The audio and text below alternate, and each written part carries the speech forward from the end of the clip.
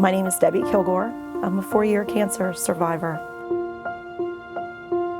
The day I was told that I had breast cancer, it came as a shock, but it came as a shock because of my age. I found my cancer, I found the lump, and I went for a mammogram 3 days after my 39th birthday.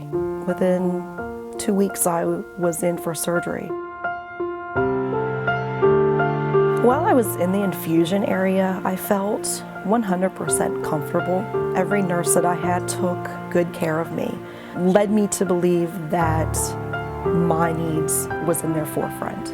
For the most part, I had access to a private room. Some people just want to come, have a private place to do what they need to do and move on from there. So definitely having more private areas would be a true asset.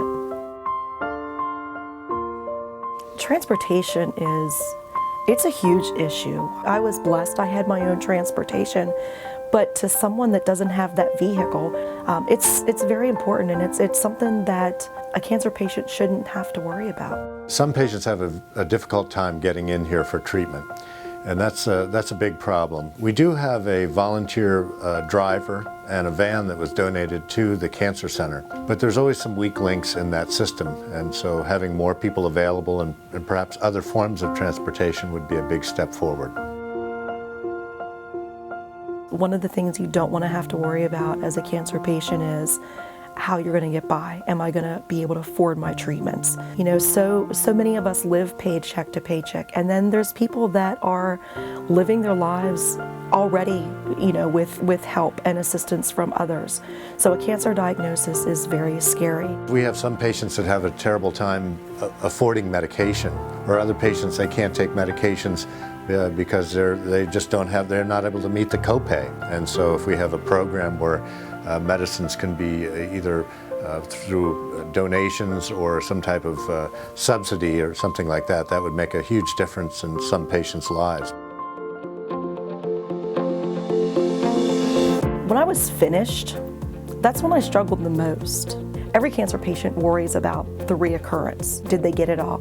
Is it going to come back? Is it going to come back somewhere else? A survivorship program is, I think, absolutely important. It doesn't come to an end when you're done with those treatments. You need to know what to do, and having those tools to help you get to them and understand what you need to do is very important. We have patients that are obviously, they've been diagnosed, they've been successfully treated, but they need follow-up. And so it's very important that we can sort of track those patients over time to make sure they're getting to the appointments they need to go to. They might need diagnostic studies, they might need follow-up appointments and examinations that they would have a tendency to miss if we didn't have a good survivorship program.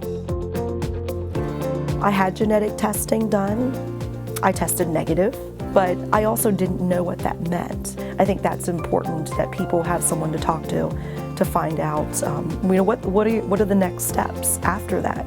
Genetic counseling is helpful in two areas. Number one, it's helpful for the patient. It puts them into a certain risk category where they know what to do as far as anticipating tests in the future, but also it helps us have insight into the other family members that might be at higher risk for certain cancers so that they can be made aware of this information as well.